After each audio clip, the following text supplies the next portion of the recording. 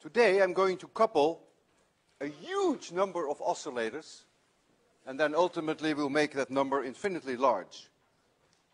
And the way that you can couple oscillators is through springs, as we did last time on the air track, and we can let the cars move like this. We call that a longitudinal motion.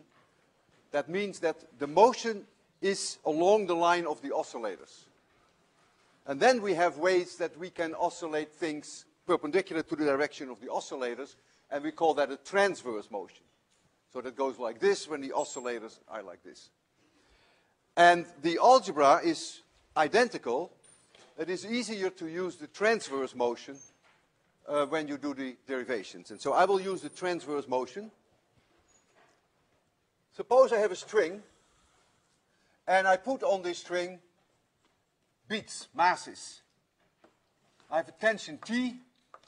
Each mass is M, and the length between these is L. And this is a fixed end, fixed. And this end is also fixed, cannot move. And so this is number 1, this is number 2, this is number 3, and then here is the last one, which is number N. I'm going to have N of these beats on the string. So this point here, I can call that 0. I think of this in the direction of x, and this is the direction of y. And so at 0, there is no beat. And here, at the position n plus 1, there is no beat either. And so the question now is, what are the normal mode solutions to that system? There must be capital N normal modes. And if n goes to 10,000, there must be 10,000 normal modes. At a particular moment in time, you can imagine, for instance, that this one is here, and maybe this one is here, and this one may be here, and maybe this one is here. The only thing we have to keep an eye on that this is always 0, and the y here is also always 0. That's what we call the boundary condition. Now, if you make the amplitudes modest, then it's easy to demonstrate that the tension will remain constant in these pieces, modest amplitudes, and that there is no motion in the x direction either. At least you can make it negligibly small. And so we will only concentrate on the forces in the y direction. And so now I'm going to make a blown up version here for particle number P. So this is particle P, and here's the location of P minus 1, and here's the location of particle P plus 1. And at a certain moment in time, let's assume that that particle is there, that little mass m, and let's assume that this one is here, and let's assume that this one is here. So this vertical displacement is yp, this is yp plus 1, and this then is yp minus 1. But the strings are just attached like this. And so the fact that the strings get longer, we will ignore that because they're small amplitudes. And so the tension will not change. Draw this line. We draw this line. I will call this angle alpha p, and I will call this angle alpha p minus 1. So, the tension is going to be on that point P, on this little mass m in this direction, and there is a tension in this direction, and we will assume that these tensions are then the same for reasons that I mentioned. So I can write down now, for that mass, for that location P, I can write down Newton's second law. And so I get m y of P second derivative, d2y dt squared, of that position P, And I see I have one horizontal component, one vertical component that drives it down. That is due to this tension. And then I have one that drives it away from equilibrium. And so I'm going to get minus T times the sine of alpha P minus 1. And I get plus T times the sine of alpha P. But of course I know what the sine of alpha P minus 1 is, because the sine of alpha P minus 1 is yp minus yp minus 1 divided by L. And so I can write here y of P minus y P minus 1 divided by L. And here I have T, the sine of alpha P is yp plus 1 minus y of P divided by L.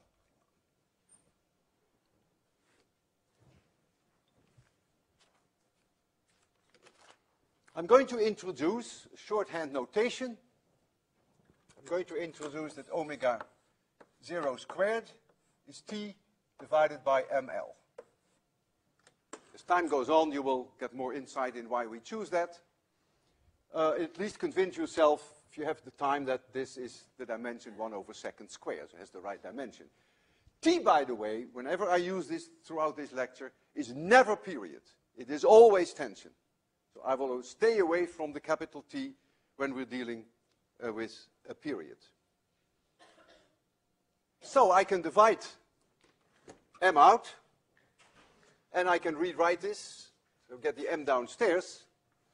And so we now get y of P double dot. And what I'm going to do now, I'm going to take the yp here and the yp there, and I bring them to the left. I have a minus here and I have a minus here. So I get plus omega squared times y of P.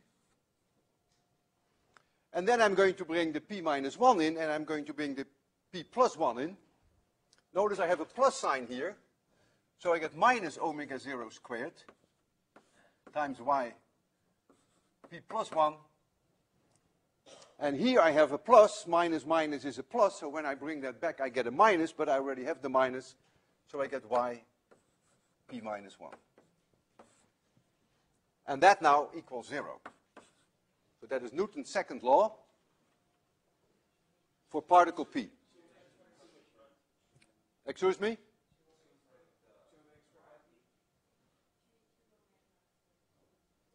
What is your problem? Yes. Thank you very much. Very good. I appreciate it.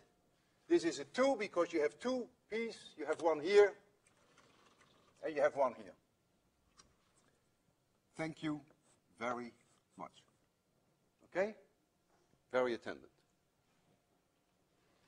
So now we have to do this for every single object. So we have capital N differential equations, one for each particle. And the only thing that we have to keep in mind now when we solve it, that y0, which refers to that location 0 there, must always be 0, and that yn plus 1 is also 0. So if I made a sketch, sort of to warm you up to the idea, and I made a sketch for only two particles, so this is number 1, and this is number 2, and this is a fixed end, and this is a fixed end, then you can sort of see that in the lowest normal mode, you're going to see something like this. So this is omega minus, and it's going to oscillate like this. But you can also imagine that in the second mode, which is the highest one, that number 1 is up, and then number 2 is down. So you get this situation, and so they oscillate like this. Just to make you see, I call this little n equals 1, and I call this little n equals 2, n referring to the mode. Mode 1, I will use this n later on, and this is then mode number 2. And there are only 2 modes because there are only 2 particles. So let us now proceed with the equation that we have. And let us write down for this system the 2 differential equations. And so look at this one. We're going to substitute for P first number 1, which is this one. That's one differential equation. And then we're going to put in for P number 2, we get a second differential equation. So if you're ready, then we're going to get y1 double dot plus 2 omega 0 squared times y1 minus omega 0 squared. And then we get y2, that's this particle. And then we get plus yp minus 1, which is plus y0, which happens to be 0, by the way, because y0 here is 0. So now we go to the, and this is 0. Now we go to the second particle, and so we get y2 double dot plus 2 omega 0 squared y2 minus omega 0 squared. And now we get first p plus 1, which is number 3, which is y3, which happens to be 0, because y3 is this point, and that's 0, in this specific case, with only 2 objects. And then we get here plus yp minus 1, and that is, by plus 1 we have 2, that is y1. And that is 0. So these 2 coupled oscillators will have to be solved. And in the normal mode situation, we are clearly going to put this in as our trial function, cosine omega t. They must oscillate with the same frequency omega, otherwise we wouldn't be dealing with normal modes. And so these are our trial functions that we're going to put in these equations. And we will put them in number 1. We're going to put them in number 2, and then we will put them in particle number p. And then we can all the way go to n, and if n is 10,000, we have to write down 10,000 differential equations on the blackboard. And that will take the rest of the hour. So, I'm going to number 1 here. So I get a y1 here, which is a1. The second derivative always gives me a minus omega squared. So you get minus omega squared times a1. I ditch the cosine omega t because each term will have a cosine omega t. Then I get plus 2 omega 0 squared times a1. And then I get minus omega 0 squared times a2, right? Because now I get a 2 plus a0, which happens to be 0, but I just put it there. You will see shortly why I want to keep it there. I go to particle number 2. I get minus omega squared times a2. Becomes a little boring. 2 omega 0 squared times a2 minus omega 0 squared. And now I have a y3 here. So I get an a3, which happens to be 0, but that's not so relevant right now. And then I get plus a1. And the reason why I started off with 1 and 2, that now you see how we can put it in the piece particle. So the piece particle now is going to be rather easy. Maybe I should do that in color. Minus omega squared ap plus 2 omega 0 squared ap minus omega 0 squared. And now we're going to get a p plus 1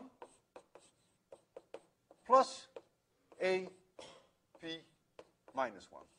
And that equals 0. Also this equals 0, and also this equals 0.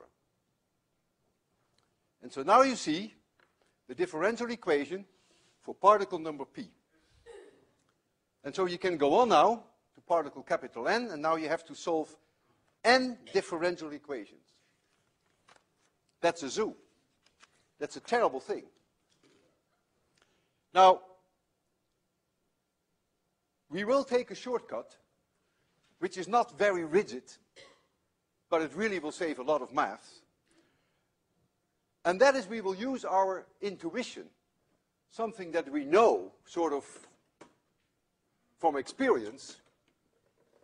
If you had a lot of beats on here, fixed here and fixed here, and you ask yourself what's going to happen in the lowest possible mode, then you just know that you get something like this. It goes like this, and like this, and like this. And you know that in the second normal mode, the one that follows, that has a higher frequency, you expect that this side goes up, this goes down, and then it will oscillate like this. So we use that experience, which is not very rigid, in order to decide on our trial function. This would be mode 1, and this would be mode 1, and this would be mode 2. And so now I'm going to put in as a trial solution A for particle P,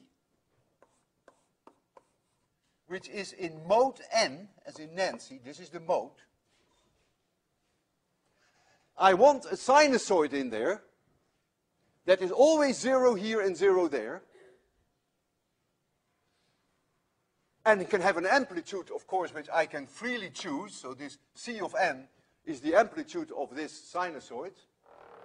So this is C1. And this value is going to be C2. Each one can have its own amplitude. And then I get the sine of P n pi over n plus 1. So let's look together at this equation so that we have a full understanding what we are trying to put in there. Notice that P equals 0, that the sign is always 0. That's obvious because we wanted that, because this point, the 0 point, is not moving. Notice also that if you put in P equals n plus 1, that A n plus 1 is also always 0. Just put in P n plus 1, the sign of a multiple times pi is always 0, because n is now our mode. It's going to be 1, 2, 3, etc.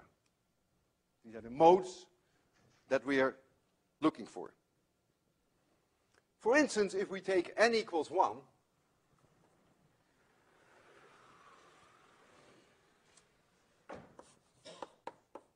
let's take n equals 1. So we have particles, and they are all in mode 1.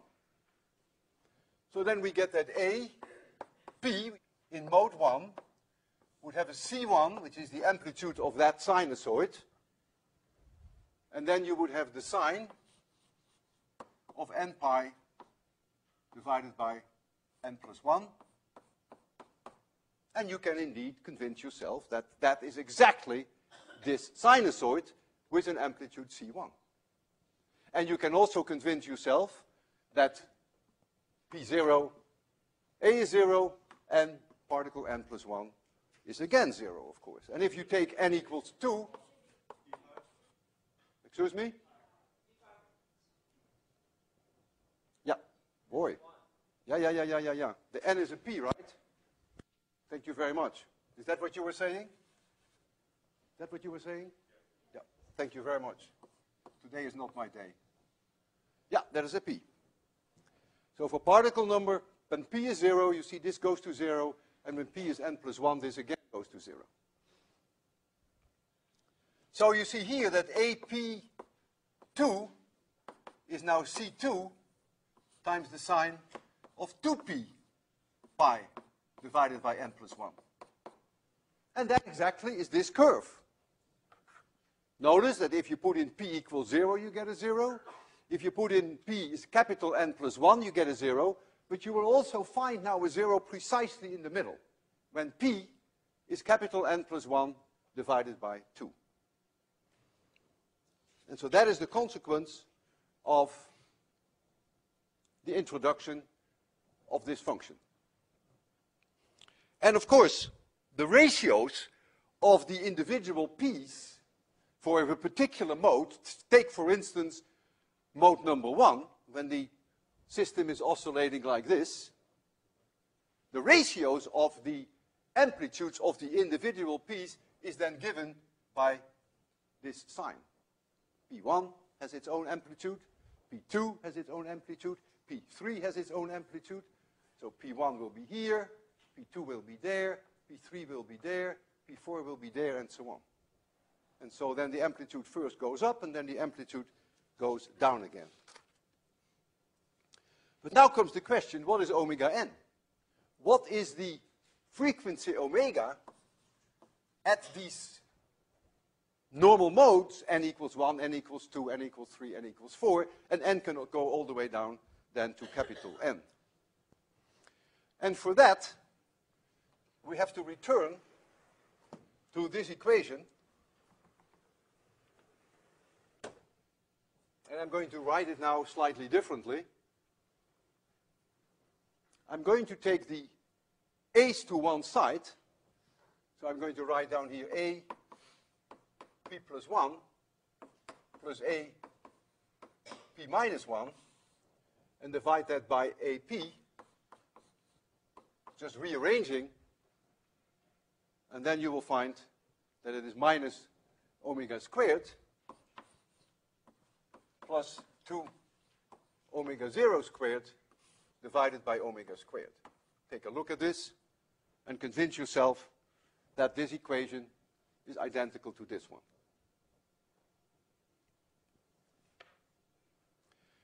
If you look in French, French will take you from here one step further, which is pure trigonometry. And I decided not to go that route, but you can use the values for AP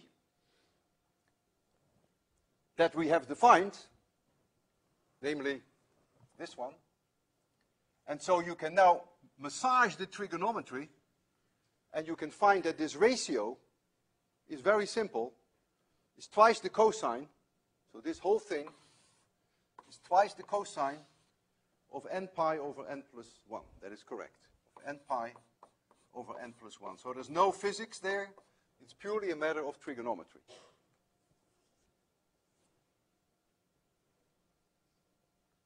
We can now put an n here, a Nancy, because we know now that we are going to get solutions as a function of the mode number n. And then with a little bit more trigonometry, and you really want to check up on French there, which is page 141,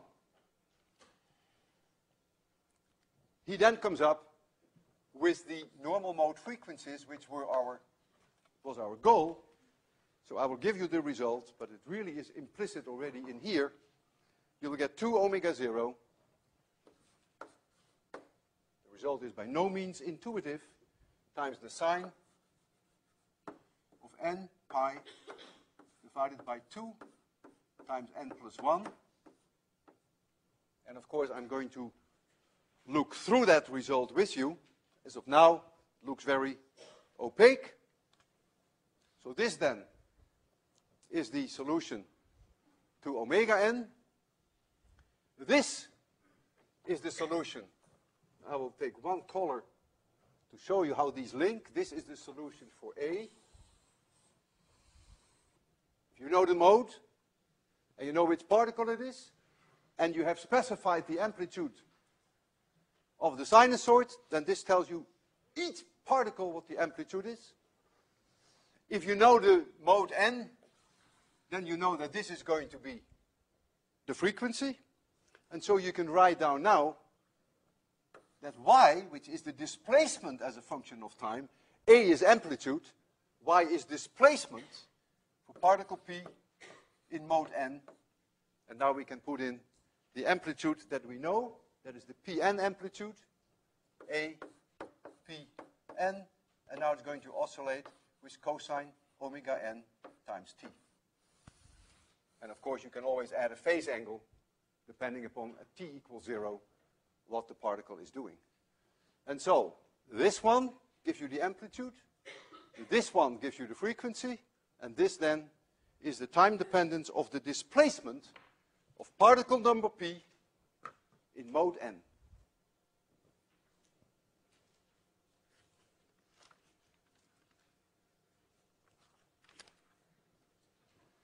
What I want to do now is to take a specific example, which I also will try to demonstrate, which will give you tremendous insight.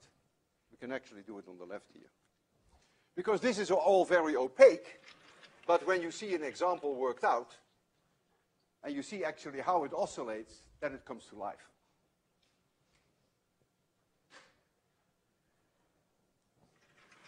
I'm going to have 5 beats on a string. 1, 2, 3, 4, 5.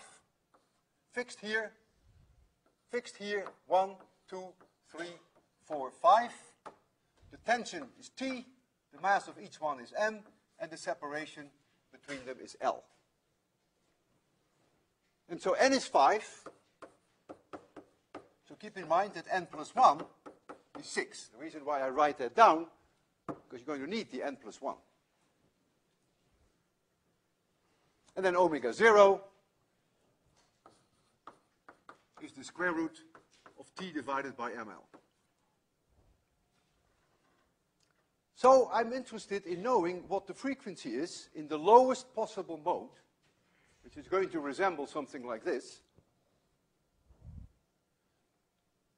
And so that frequency, omega 1, is then 2 omega 0 times the sine,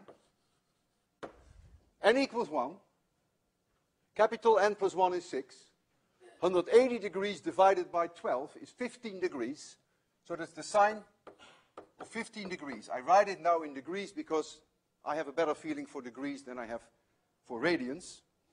And that is 0.51.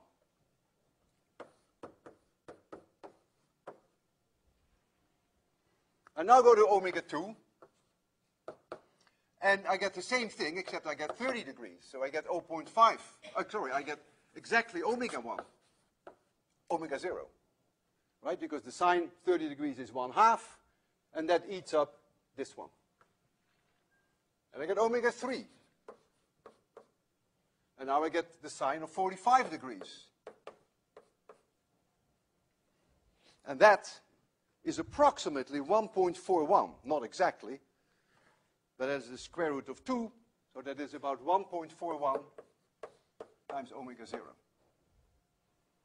Then I go to omega 4, and so I get 60 degrees, and that can only be approximated again by about 1.73 omega 0, and then I have omega 5, which is the last one, so I get the sine of 75 degrees, and that then becomes 3.73, no, 1.93,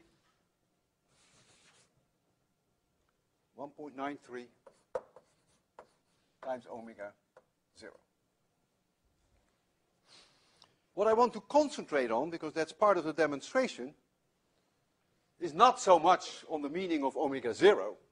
It's just some arbitrary thing that I have called omega 0. But I want to concentrate with you on the ratios of the higher frequencies to the lowest one. And so I call the lowest one omega 1.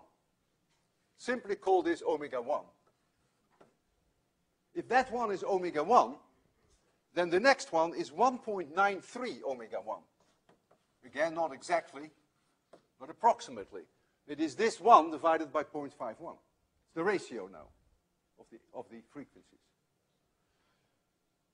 And if I take this one and divide it by that one, then I get 2.73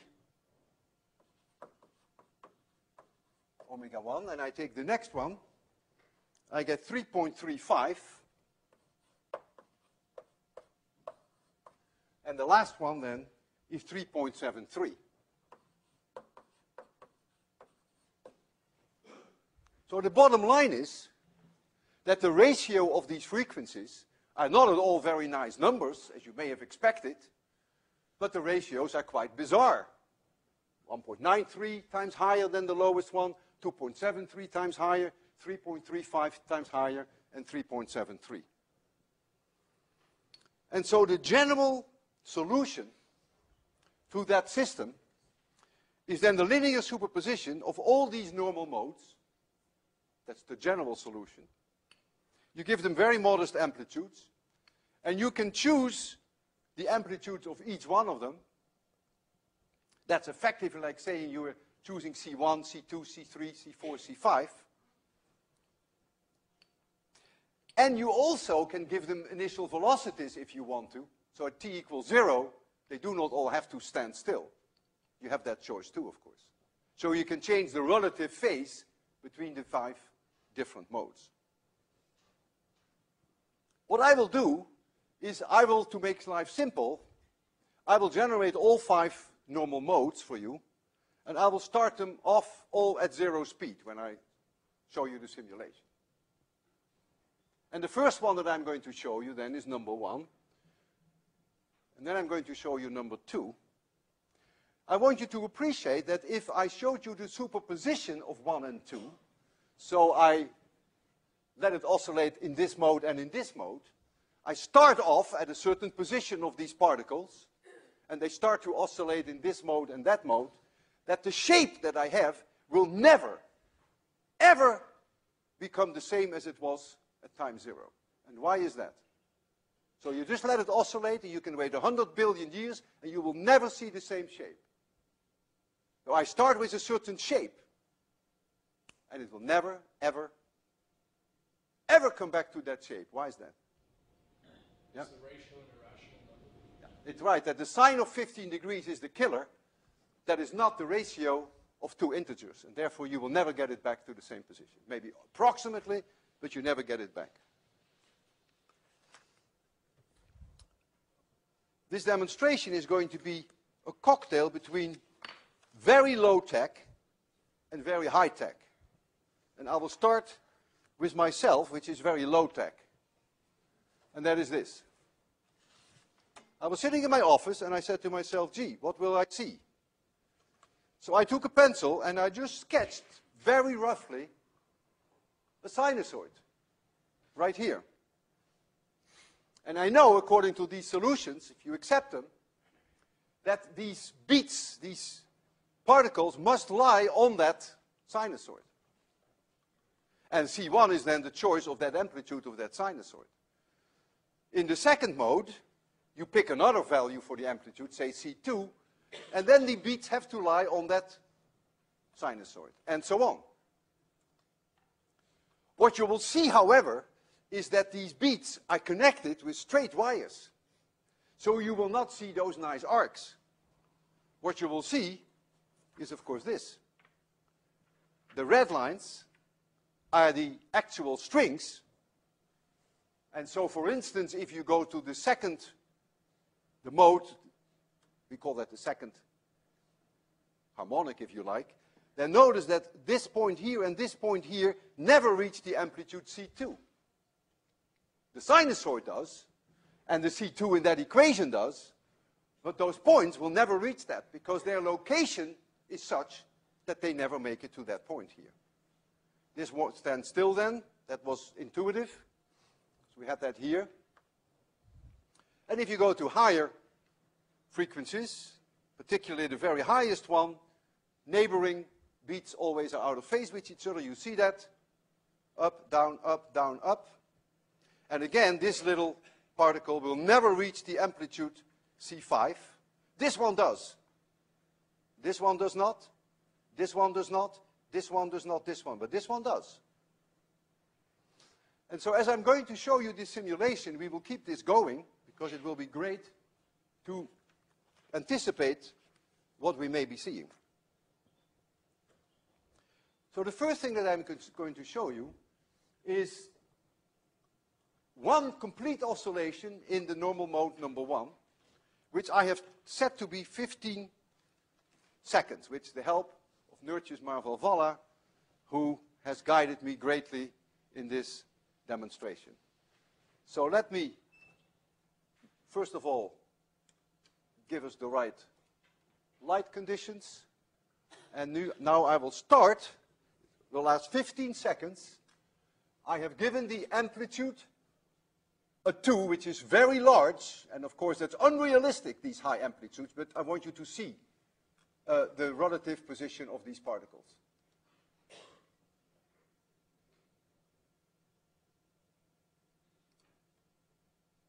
There we go. Now you will see it will make one complete oscillation. And that, of course, is no surprise. If I clicked only once, it will stop now, and that it will be. If I click twice, it will start again. No, thank goodness it only did once. Now, I'm going to show you the second one. And I give it the same amplitude. So C2, I give it 2. And I want you to count how many oscillations it makes before it comes to a stop. It will again be exactly 15 seconds. And so we will have to agree that the number of oscillations that it makes is now 1.9. It misses the 2. It will not get back to the 2 complete oscillations. And so you're going to look at this mode. So these 2 particles will never reach the value 2. The 2 is marked here. And it will go down, up, down, up, down, and it stops just short of 2 oscillations. So we'll do that now. So I make the amplitude of the first one 0, and now we get the amplitude of number 2, and I make that 2, and there we go. Now count.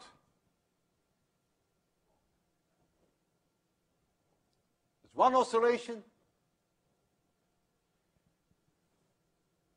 and it will stop just short of 2. You can't tell that, of course, right? Because you don't have that resolution. But it stopped just short of 2. Now we're going to this one. Again, give it an amplitude of 2. And now we're going to count. And you will definitely be able to see that it just misses 2.75. Because 2.75 is something that you can eyeball. So we're going to number 3 now. So number 3 already has 2 interesting points which don't move at all. This point won't move, and that point won't move. They will reach the +2 and the +2.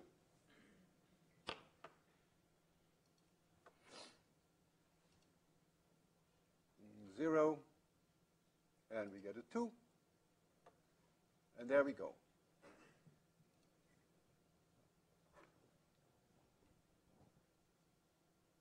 That's 1. That's 2. That's 2.5. Ah! And that's 2.73. You see, it's just short of 2.75. So that is this number. Now we're going to number 4. So number 4, this one will stand still, and the others do not have the maximum amplitude of 2.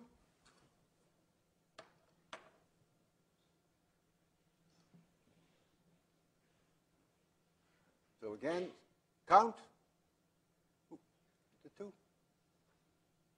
There we go. 1. 2. 3. And it stops there. It stops at 3.35. So now the last one, before we're going to cocktail them, that's this one.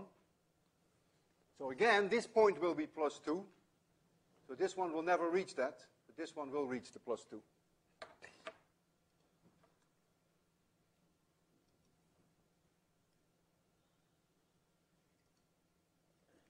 Okay.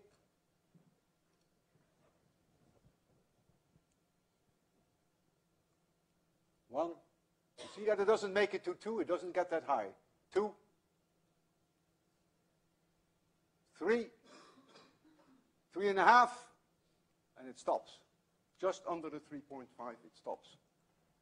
Sorry, just over the 3.5, it stops at. Sure, this would have been 3.75. It's just under there. Now I will cocktail for you 2 and 4. If I cocktail 2 and 4, then this point will stand still. And this, of course, is going to be starting up, and this will start up because I give them both the same amplitude. I will not go to +2 now, but I will make it +1. Otherwise, you get too large values, and it becomes a little bit unrealistic in what you see there. So I'm going to give number 2 a 1 as amplitude, and I'm going to give number 5 a 0, and number 4 also a 1. And now already you're going to begin to see that the motion that you're going to see becomes already sort of a little bit chaotic, a little erratic. So it's a superposition now of 2 normal modes. This one, which I start off at a 1 here, and this one, which I start off as a 1 here, and at t equals 0, I release them both with 0 speed. Make sure that I have the 1 in there. Yes, I do. There we go.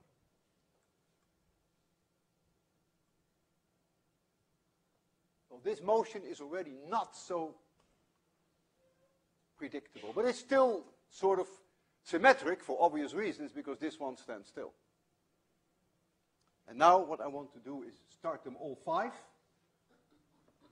Now, if we start all 5, the start will be very asymmetric because look, particle number 1, positive, because I set them all off positive. Positive, positive, positive, positive, positive. So it will start up very high. Now look at the number 5. Positive, negative, positive, negative, positive. So number 5 will start very low, and number 1 will start very high. And then when it starts to oscillate, it will take more than the age of the universe to come back to that same shape, but it is extremely erratic. You and I, no one can really relate anymore to what's going on. And it is even impossible to imagine that the motion, in a way, is very simple, namely the superposition of 5 very well behaving normal mode solutions. It is a linear superposition of 5 very simple normal mode solutions, but the net result is total, utter chaos. At least that's the way it appears to us. But it can be dissected into 5 very simple modes.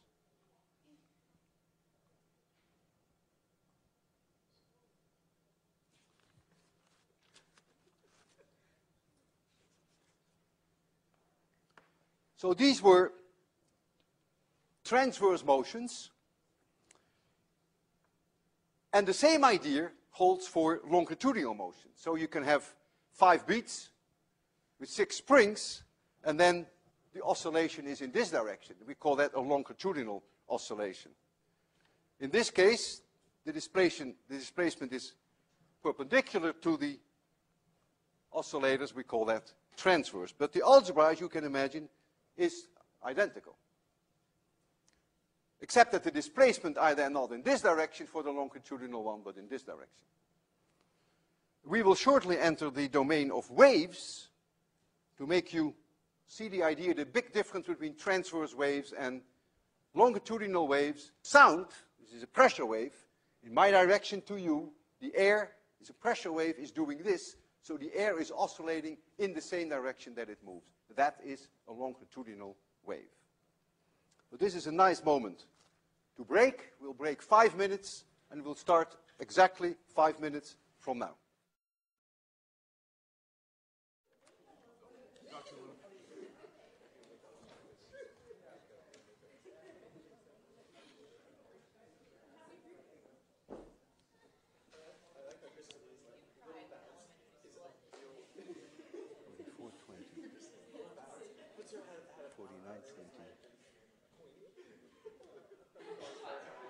All right. Thank you very much for the performance. That was prearranged, by the way.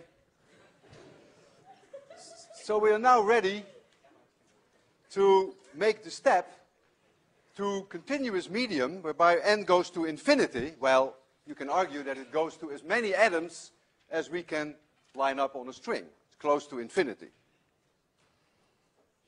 And it should not come as a surprise, of course, that now you're going to get that the entire string, which is now continuous mass, so you no longer have individual beats, that the entire string is now going to oscillate as a sinusoid in its lowest mode.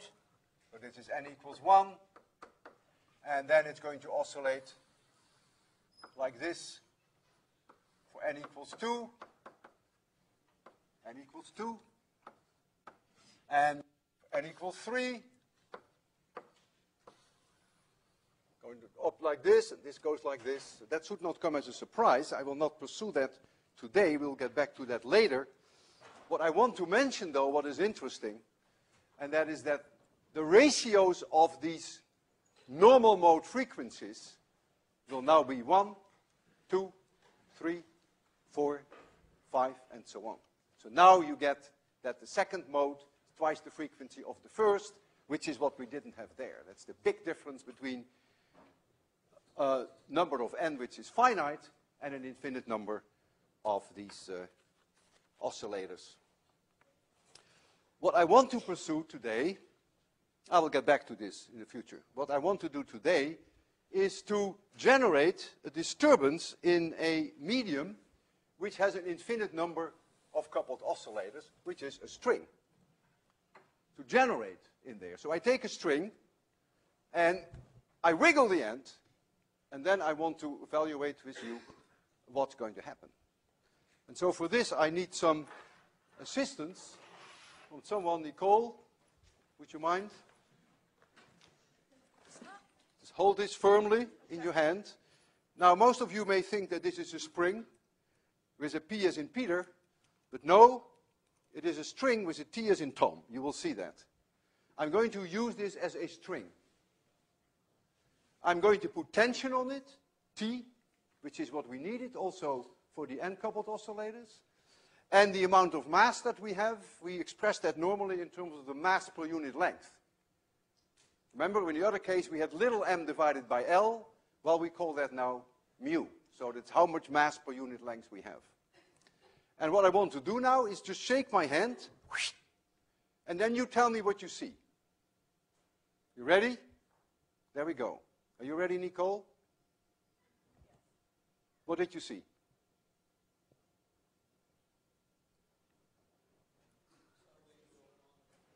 Just tell me what you see right after I do this.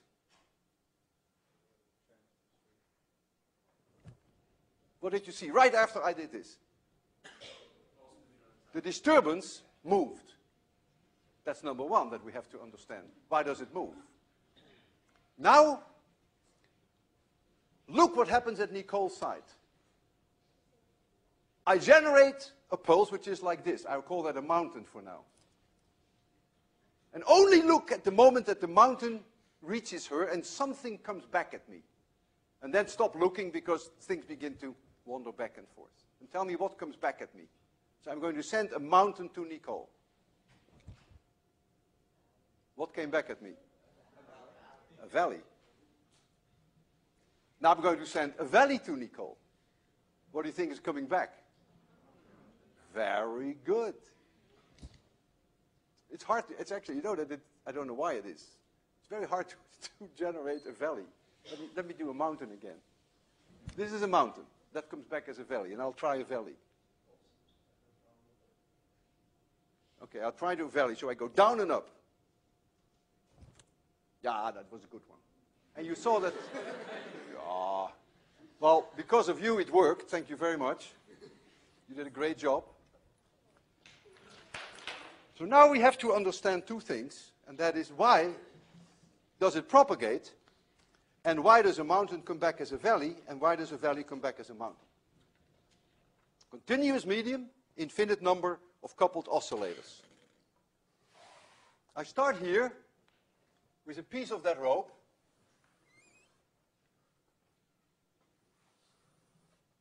Let's call this position X. And I call this position X plus delta X. I call this Y.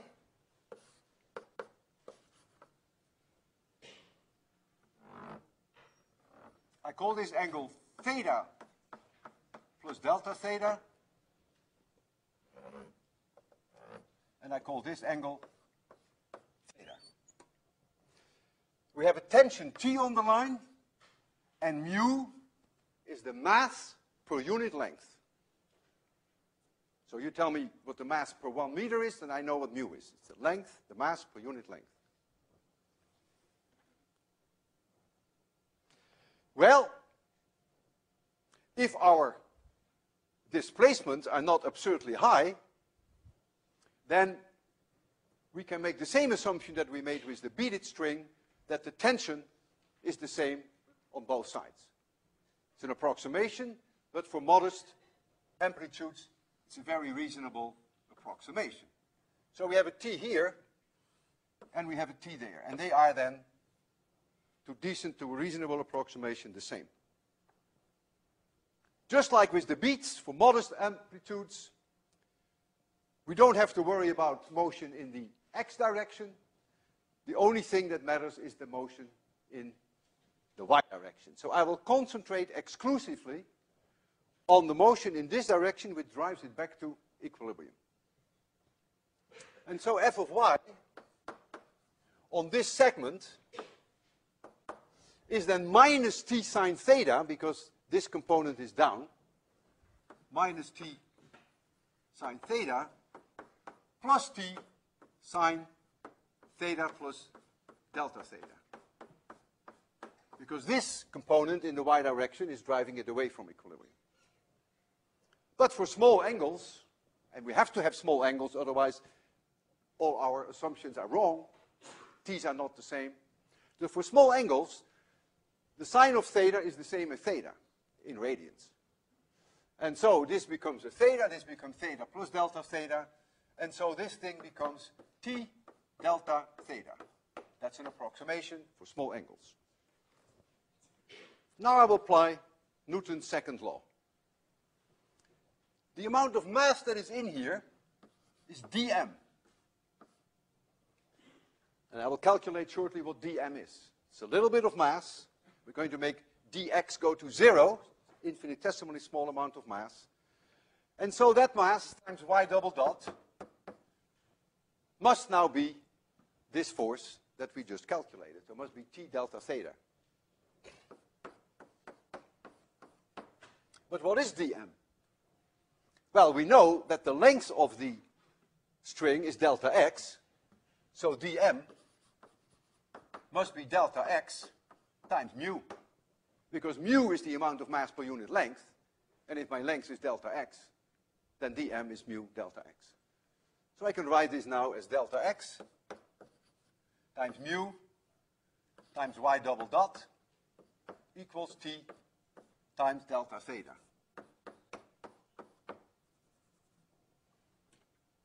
We're getting there. Now, since we're in the limiting case, we're going to make delta x 0. The tangent of theta, so that's becoming then this direction, the tangent of theta is dy dx. Right? That is dy dx. And the reason why I use partial derivatives is that I think of it as the time not changing. At any moment in time, this is dy dx. That's the only justification for the partial derivatives.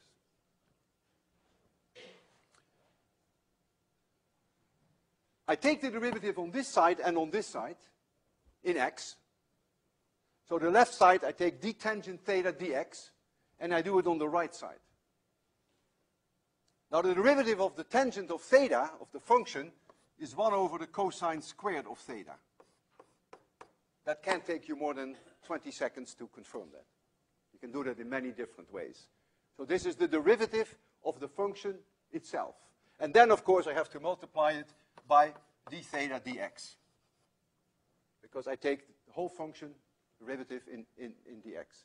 And so here I get then d2y dx squared. But for small angle approximation, cosine square of theta is 1.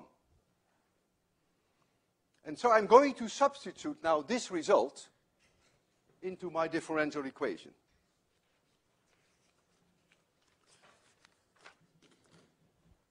I read this as delta theta which is here, and I read this in my mind as delta x, which is here. Now, mathematicians would probably never do that, but physicists have no problems with that.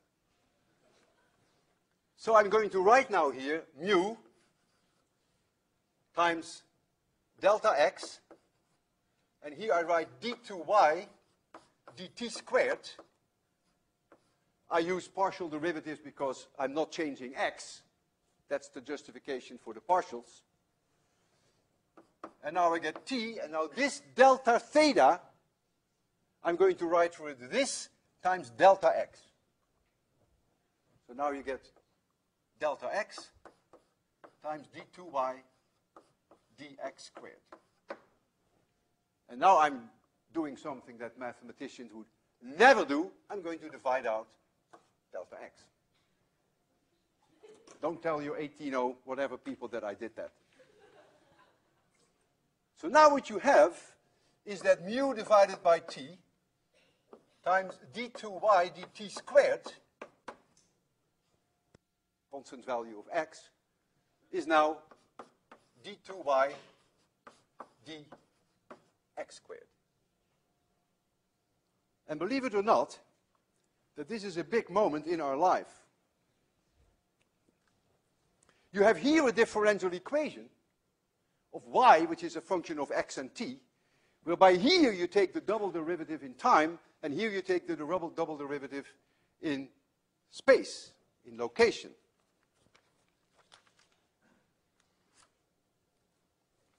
What is a possible solution to this differential equation? You can just see it. By looking at it, you immediately see what the solution must be. Any function, any single valued function, you can come up with any one, I don't care with which one, any single valued function of x plus or minus a constant times t will satisfy this differential equation. Just look at it. You can see immediately that it works. Take the second derivative in time, you get a c square out, and you get the second derivative of the function. Take the second derivative in x, you only get the second derivative of the function, and that's all. So all it requires is that c is the square root of t divided by mu. Then, I bet you a month's salary that any single valued function will satisfy this differential equation. What is the dimension of that c? What is the dimension of that c? Meters per second. It's a velocity. Because if I have apples here, I must also have apples there. And so this can only be an apple if c has the dimension of a velocity. So therefore, you might as well write this as plus or minus vt, and you might as well write v for here, a velocity, and we might as well change now this differential equation in a way more uniform way, which is what I'm going to do now, which is 1 over v squared times d2y dt squared equals d2y dx squared.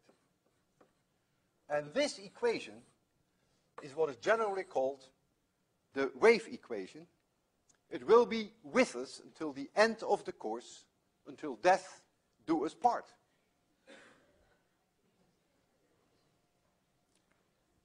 It is really a big moment because you're going to see this equation many times for many different systems, but now you have seen it being derived for this very specific case. Let's now evaluate the meaning of that v. Well, if I have here x, and here y, and I pick just a function.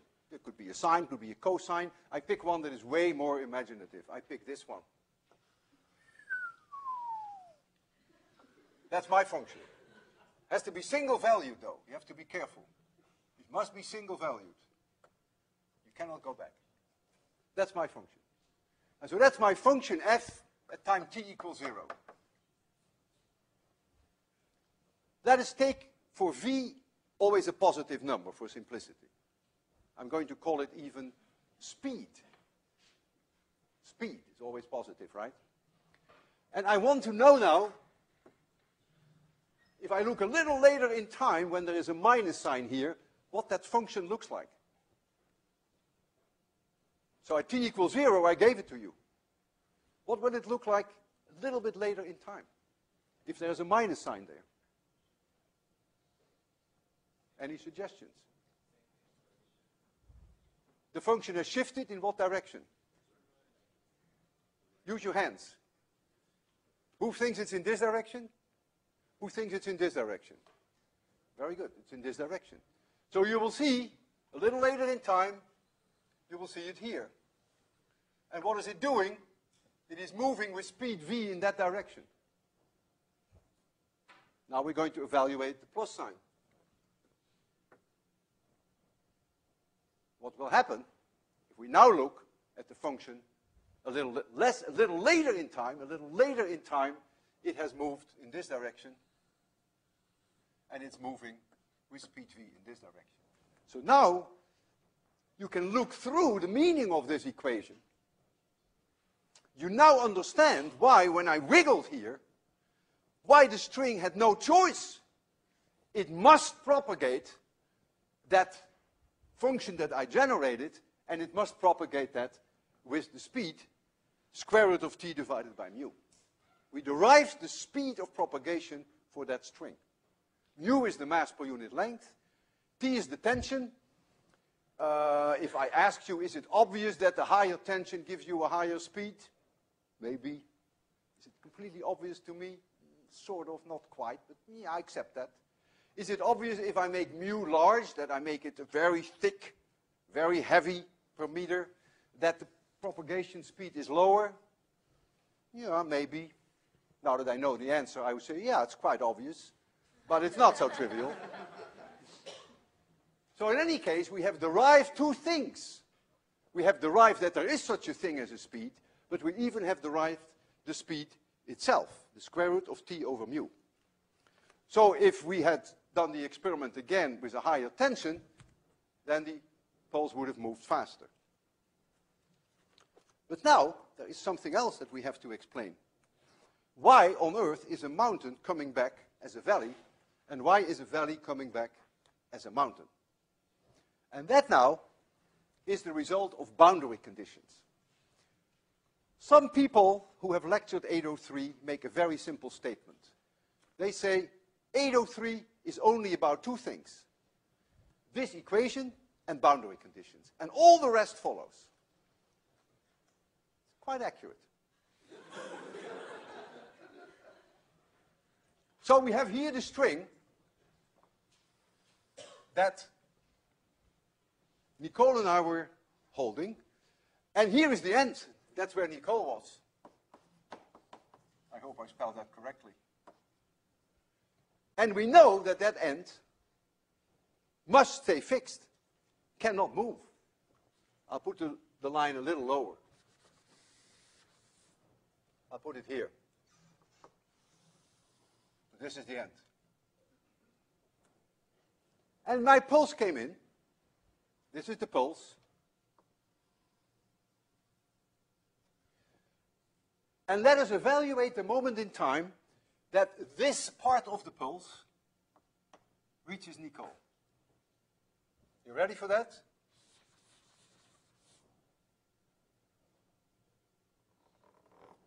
So this part is here.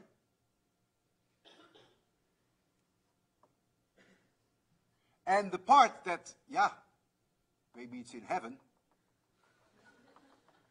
is here. I have to make this a little steeper to make it look alike. Make it a little steeper. And this, yeah, who knows what happened with that? But Nicole knew very well that this point cannot move. Therefore, she very sneakily, without telling you and me, generated a pulse that came back to me, which made sure that at all moments in time, this point stood still. So at this very moment in time, she must have generated a pulse which had this displacement, so that this part is exactly the same as this, and so that her hand stands still. But she must have done that at every moment in time. She must have done that when this part arrived, when this part arrived, when this part arrived, when that part arrived. So that means she must have generated a pulse on her side that is a valley that now looks like this. So this part is here. And at this moment in time, all she has to do is generate this pulse. And so the net result is that if you took a photograph of this string at this moment in time, you would see something very bizarre. It is the sum of this with this. And you try to draw what that looks like. For one thing, this point will be here. That's for sure. And then whatever you're going to see here, well, you try to add the two up. And this thing is moving in my direction with speed v, because she is generating a valley. And so the consequence of the boundary condition is, since this point is fixed, a mountain must come back as a valley, and a valley must come back as a mountain, and given a little bit of time, when this point here has passed Nicole completely, then there is, of course, a very nice, healthy pulse on the way back to me, which is mirrored now this way. The mountain is a valley, but it also has mirrored this way. See, that's why I made the pulse purposely asymmetric. And so that is what is happening. So now I want to do this experiment again, with Nicole, of course, because she knows how to do it. And you are going to look at this with completely different eyes. Your eyes were closed when we did it the first time. You were blind, let's face it. But now, you've seen the light. It is a big moment in your life, because you now know, first of all, why it propagates. And now, when it arrives there, you know that the mountain becomes a valley. So I'm just going to do exactly the same thing, only to allow you to look at it now with different eyes. And that's what education is all about, regardless of whether it's physics or whether it is art. Without education, you cannot appreciate it. Now you can. Watch it. You ready for this, Nicole? You see, it moves, it has no choice, and the mountain comes back as a valley. I will do that once more. Very clear. Boy, you deserve an A for this course, that's clear. Oh boy, you don't want to, you don't. I'll make it a B.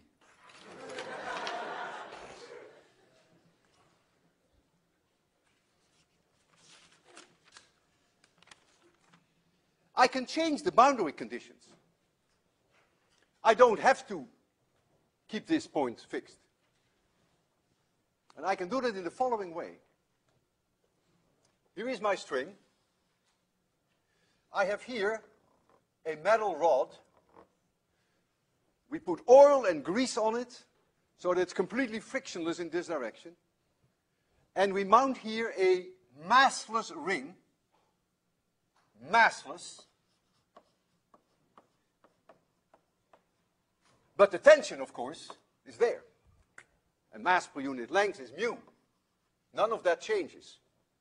But here is a massless ring, and this is a rod with zero friction. Those are very different boundary conditions. This point can now move up and down. And it will.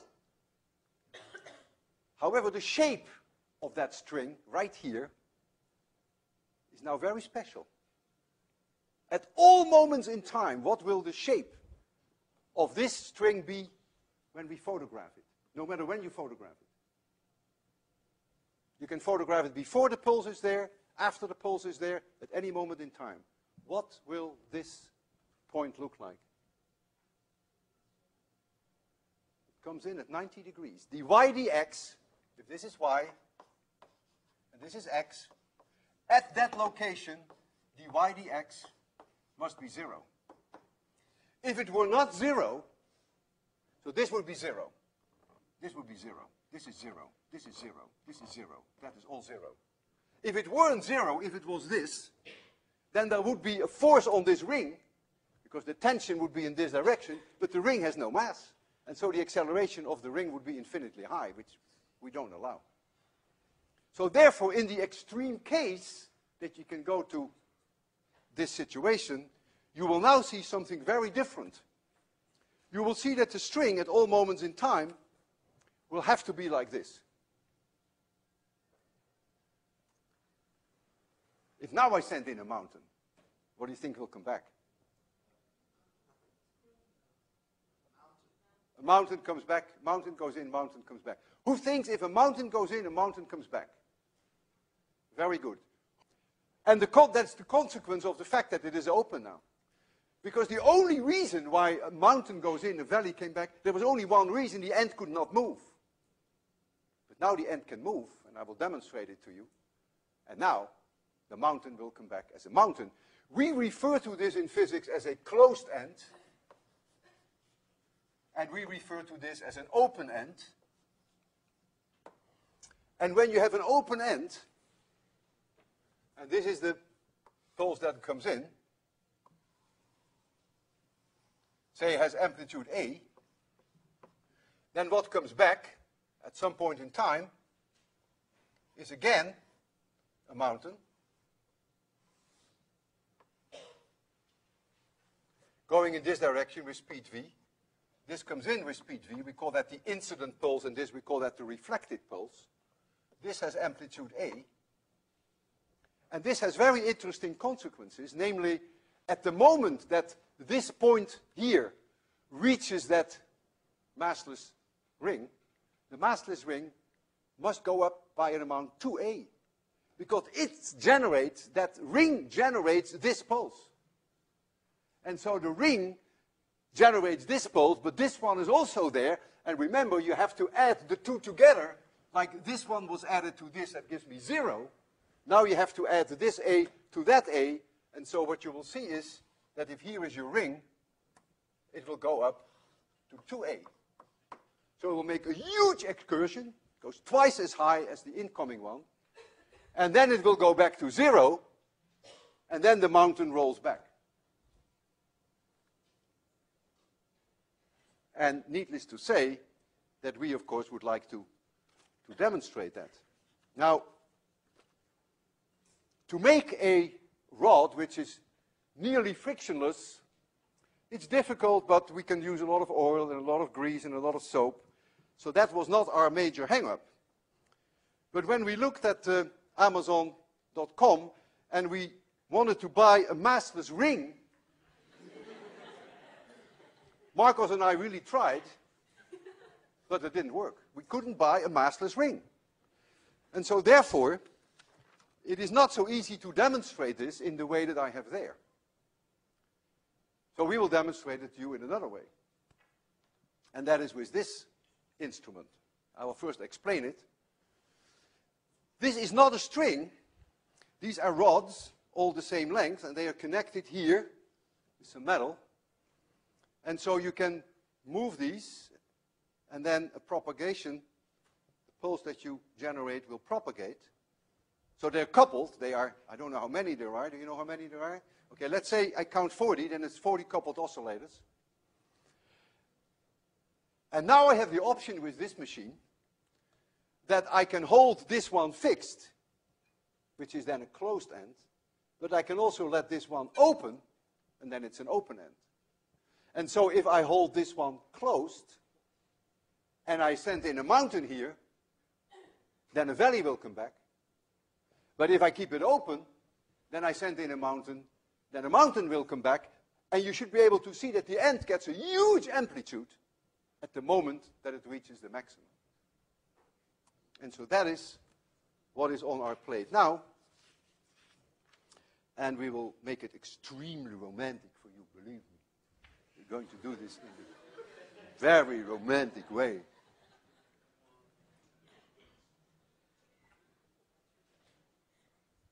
I told you.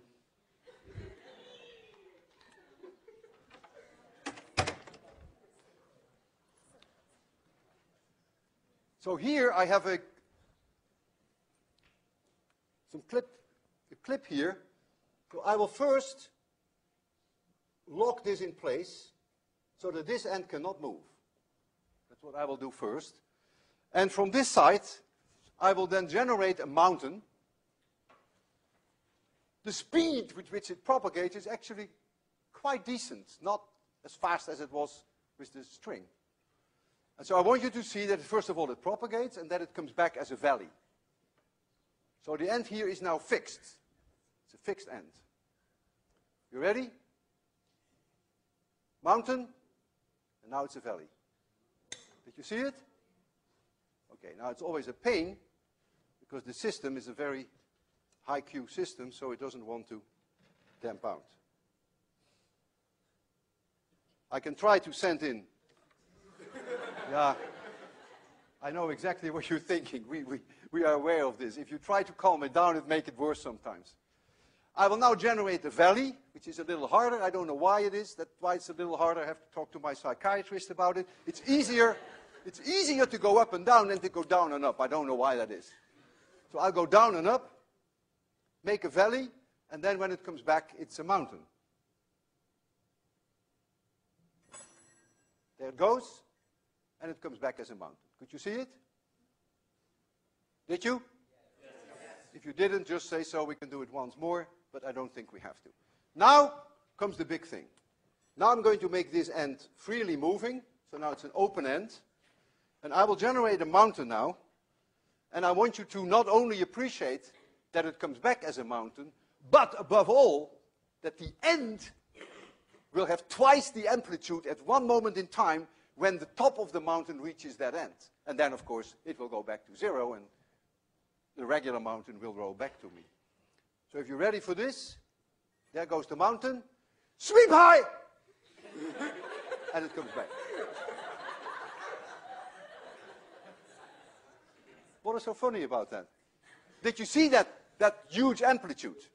Yes. I'll do it once more because I don't want you to forget that. Now let's give it just 10 seconds to die. Oh boy, look at it. It's a whole like an ocean. Oh. I will do it once more. I'm not going to try a valley because that's where the problem comes in with me. I will simply go up, and then let's look again at the end and see whether we can see that double amplitude of the mountain.